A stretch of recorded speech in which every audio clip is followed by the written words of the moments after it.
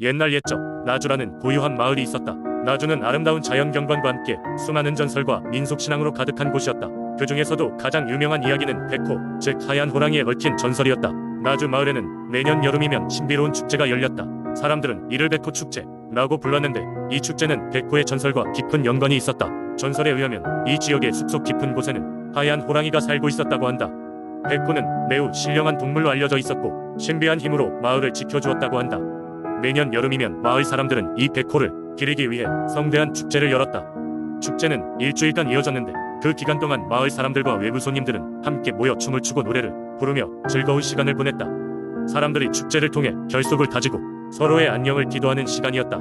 축제가 시작되기 몇 주 전부터 마을 주민들은 바삐 움직였다. 각 가정에서는 특별한 음식과 음료를 준비하고 각종 전통 의상을 손질하는데 여념이 없었다. 대회에서는 전통춤과 음악 공연이 준비되었고 마을 곳곳에는 멋진 장식과 등불이 걸렸다. 그리고 마침내 축제가 시작되는 날, 마을 전체가 축제의 분위기로 물들었다. 축제의 하이라이트는 마지막 날 밤에 펼쳐지는 백호의 행진이었다. 사람들은 하얗고 붉은 의상을 입고 호랑이 가면을 쓰고 나주 마을의 중심부를 행진했다. 행진이 끝나면 마을 사람들은 강가에 모여 불꽃놀이를 감상했다. 그 순간 잠시 마치 백호가 그들을 내려다보며 영원한 보호를 약속해주는 듯했다. 불꽃이 터지고 강물에 반사된 불빛은 숲과 어우러져 마치 천상의 장관을 보는 듯한 느낌을 주었다. 이 축제를 통하여 사람들은 서로에 대한 사랑과 존경, 그리고 백호에 대한 감사의 마음을 새롭게 했다. 백호가 마을을 지켜주고 있다는 믿음은 사람들이 굳건하게 이어가야 할 전통이었다. 그들은 백호 공동체의 맥을 잇는 것을 영광으로 여겼고 아이들에게도 그 같은 이야기를 전해주었다. 이렇듯 나주의 백호 신앙은 단순한 전설이 아닌 마을 사람들에게 강한 유대감과 희망을 주는 존재였다. 지금도 백호의 전설을 믿고 매년 축제를 통해 함께하는 사람들은 나주 마을과 그 전통을 지켜나가고 있다. 두 번째 이야기. 옛날 옛적 전라남도 신안에 흩어져 있는 섬들에는 온갖 생명들이 바다와 함께 살아가고 있었다. 이곳 사람들은 풍요로운 어획량을 자랑하며 오랫동안 섬의 자연에 감사하며 살았지만 바다는 때때로 그 얼굴을 바꾸어 사람들을 시험에 들게 하기도 했다. 어느 해인가 태풍과 바람이 몰아치는 시기가 더욱 자주 찾아와 어부들은 바다에 나가기를 두려워하게 되었다. 거친 파도가 배를 덮쳐 돌아오지 못하는 날들이 이어지면서 사람들은 바다에 무언가 잘못된 일이 생겼음을 느꼈다. 점차 바다의 신에게 불만이 쌓였고 옛 이야기 속에 용왕에 대한 전설이 다시금 입에 오르내리기 시작했다. 전설 속에서 용왕은 바다를 다스리는 강력한 존재로 고유한 바다와 풍요로운 물고기를 약속하는 존재였다. 그러나 불경한 자들이 바다를 더럽히면 용왕은 무시무시한 분노를 내비친다고 했다. 어부들은 바다의 불길한 징조가 계속되자 용왕의 마음을 돌리기 위해 한 노인을 찾아가 조언을 구하기로 했다. 노인은 섬의 가장 높은 곳으로 이끌어 사람들이 특별한 의식을 행할 수 있도록 도왔다. 그는 보리쌀과 물고기를 제물로 삼고 신령스러운 나무 아래에서 용왕을 위한 기도를 드리기 시작했다. 노인은 널리 전해 내려오는 주문을 읊조리며 인간과 자연 간의 조화를 비는 의식이었다. 의식이 진행되던 중 갑자기 하늘이 어두워지고 바람이 강하게 불기 시작했다. 마을 사람들은 두려워하며 기도를 중단해야 하는 것이 아닌가 고민했지만 노인은 계속해서 기도를 이어나갔다. 앞으로 닥쳐올 힘든 시기를 이겨내기 위해서는 용왕의 힘을 빌릴 필요가 있었다. 아주 잠시 후 구름이 걷히고 말끔한 하늘이 열렸다.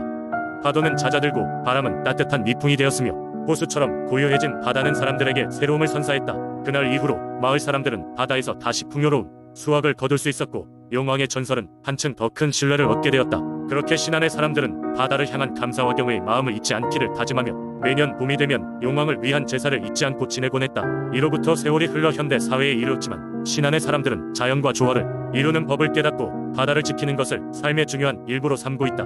바다는 여전히 그곳 사람들의 삶의 근간이자 두려움과 경외의 대상인 것이다. 세 번째 이야기. 옛날 옛적 강원도 화천에는 신령이 살고 있다고 알려진 용추 폭포가 있었다. 이 폭포는 높은 산속 깊은 곳에서 맑은 물이 쏟아지는 경이로운 곳으로 마을 사람들은 폭포 근처에서 마음의 평화를 찾곤 했다. 전설에 따르면 폭포 밑에 있는 거대한 바위 속에는 물사의 신령이 잠들어 있다고 한다. 그는 마을을 지키며 자연 의조화를 돌보고 있었는데 평소에는 모습을 드러내지 않고 바위 속에서 차분히 잠들어 있었다. 그러나 마을이 어려움에 처했을 때 신령은 바위에서 나와 마을 사람들을 돕곤 했다는 것이다. 어느 해 화천 일대에 가뭄이 닥쳐 농작물이 말라가고 있었다. 마을 장로들은 폭포 근처에서 기도를 올려 신령에게 도움을 청하기로 했다. 장로들은 마을 사람들이 정성껏 준비한 제물을 폭포 앞에 놓고 밤낮으로 정성스레 기도를 올렸다. 며칠이 지났어도 별다른 징후가 없자 마을 사람들은 실망하기 시작했다. 그러나 그때 한 아이가 밤중에 폭포로 향했다. 그는 신령이 마을의 누군가와 진심으로 소통하기를 원한다는 꿈을 꾸었다며 장로들에게 간청했다. 장로들은 아이의 꿈속 신령의 말에 희망을 품고 아이를 믿고 함께 폭포로 향했다. 아이와 마을 사람들은 폭포 아래에서 기도를 드리며 조용히 기다렸다. 한밤중이 되자 폭포에서 은은한 빛이 바래지기 시작했다. 환한 달빛처럼 아름답고 신비로운 빛이었다. 그리고 나서 커다란 물줄기가 잠시 멈추더니 다시 솟아오르며 하늘로 치솟았다. 그 순간 사람들은 바위 위에 서 있는 신령의 모습을 볼 수 있었다. 그는 우아하고 위엄 있게 서서 마을을 내려다보고 있었다. 신령은 사람들에게 감사와 격려의 말을 전하고는 다시 바위 속으로 천천히 사라졌다. 이후로 하늘은 마치 신령의 기도로 응답하듯 비를 내렸다. 마을은 다시 녹색으로 뒤덮이며 농작물이 풍성히 자라났다. 사람들은 용추 폭포가 신령의 힘으로 살아난 마을을 더욱 소중히 여겼고 감사의 마음을 담아 매년 폭포 근처에서 기념 축제를 여는 전통이 생겨났다. 화천에서는 오늘날까지도 용추 폭포를 신령의 거처로 생각하며 그 안에 깃든 정신을 기리며 소중히 여긴다. 이는 자연과 인간이 조화롭게 살아가는 법을 잊지 말라는 신령의 가르침 덕분이라고 믿는다. 네 번째 이야기. 옛날 옛적 김해에는 용호산이라 불리는 웅장한 산이 있었다. 그 산은 하늘을 찌를 듯한 높이와 짙푸른 숲으로 덮여있어 마치 자연의 요새처럼 보였다. 이 산에는 매년 봄마다 바다에 뛰어들어 김해 전역의 풍요와 안녕을 가져다준다고 전해지는 수호신 용호라는 드래곤이 살고 있었다. 용호는 황금빛 비늘을 가진 거대한 드래곤으로서 그 위용은 산천을 뒤흔들 만큼 대단했다. 그의 존재는 김해 사람들에게 있어서 신성한 존재였다. 그는 산등성이에서 그의 거대한 날개를 펼치고 천둥 같은 포효를 내지르면 마을 사람들은 이를 신호로 삼아 풍작과 번영을 기원하는 축제를 벌였다. 그러나 어느 해부턴가 김해에 끔찍한 가뭄이 찾아왔다. 비는 내리지 않고 논밭은 갈라지고 강은 그 흐름을 멈춰버렸다. 이로 인해 사람들은 큰 고난에 빠지게 되었는데 평화로웠던 마을은 점점 불안과 절망감에 쌓이게 되었다. 그러던 중 한 젊은 용사가 용호를 찾아가기로 결심한다. 그는 자신이 헌신적으로 그 드래곤의 계비로 마을을 구하겠다고 다짐했다. 그는 산 중턱으로 올라가 용호를 만나기 위해 수많은 고난을 견뎌내고 마침내 정상 근처의 동굴에 다다랐다. 동굴은 어둠 속에서 우레 같은 소리가 들려왔다. 용사가 용호에게 무릎을 꿇고 하염없이 마을을 구해주기를 빌자 용호는 그 이유를 물었다. 용사는 간절한 마음으로 김해의 상황을 설명했고 그제서야 용호는 자신의 깊은 잠이 가뭄을 불러온 것임을 알게 되었다. 겨우 잠에서 깨어난 용호는 다시 한번 하늘을 날았다. 그의 비늘은 태양빛을 받아 황금색으로 번뜩였고 그의 날갯짓은 구름을 부채질했다. 이내 하늘은 몰라보게 변했고 폭우가 쏟아지며 마을은 시원한 빛 속에 잠기었다. 마을 사람들은 용호의 등장에 감사의 눈물을 흘렸고 그날 이후로 용호는 영원한 수호신으로 칭송받게 되었다. 그 후로도 김해 사람들은 매년 용호산 아래에서 용호제라는 이름의 축제를 개최하며 그들의 이야기를 전하며 풍요로운 생활을 기원했다. 이로써 김해의 상징이 된 용호산과 그 전설은 지금까지도 사람들이 그 가치를 알고 존경받으며 김해 민속신앙의 중요한 한 부분으로 자리매김하고 있다. 다섯 번째 이야기. 오래전 성남의 한 구석에 기묘한 산이 있었다. 이 산은 100년을 살아도 주름 하나 없는 노파, 즉 산의 할머니가 지키고 있다는 전설로 유명했다. 그 노파는 이 마을 사람들에게는 할미산신으로 불리며 수호신 같은 존재로 여겨졌다. 그녀는 마을 곳곳의 평화를 지키기 위해 밤낮을 가리지 않고 산을 가로지르며 주야로 순찰하고 있었다. 할미산신에는 한 가지 특별한 능력이 있었는데 날씨를 다스릴 수 있는 힘이었다. 산신이 기분이 좋을 때는 항상 맑은 날씨가 이어졌고 그녀가 분노할 때는 천둥 번개가 치면서 비바람이 몰아쳤다. 마을 사람들은 산신의 기분을 상하지 않게 하기 위해 서로를 배려하며 조심스럽게 생활했다. 특히 매년 봄이 오면 마을 사람들은 할미산신에게 감사의 마음을 전하기 위해 제사를 올렸다.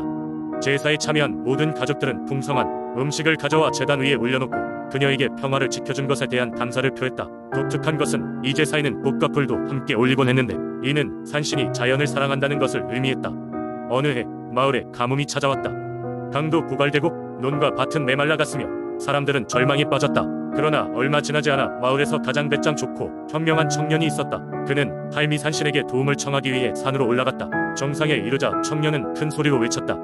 할미산신이시여, 마을이 가뭄으로 고통받고 있습니다. 부디 우리를 도와주십시오. 청년의 간절함이 하늘에 닿았던 것일까? 갑자기 하늘이 어두워지더니 산볕을 비추던 태양마저 구름에 가려졌다. 알 수 없는 기운이 감도는 가운데 마침내 하늘에서 비가 내리기 시작했다. 사람들은 환호성을 질렀고 마을 곳곳에서 기쁨의 춤을 추었다. 그날 이후 그 청년은 마을의 영웅이 되었으며 마을 사람들은 할미산신의 존재를 더더욱 믿게 되었다. 가뭄이 있던 해의 사건은 성남에서 오랫동안 전해 내려왔고 지금도 전설로서 사람들의 입에 오르내리고 있다. 할미산신은 오늘날까지도 성남의 상징 같은 존재로 언제나 그들의 안녕을 지켜보고 있다고 믿어진다.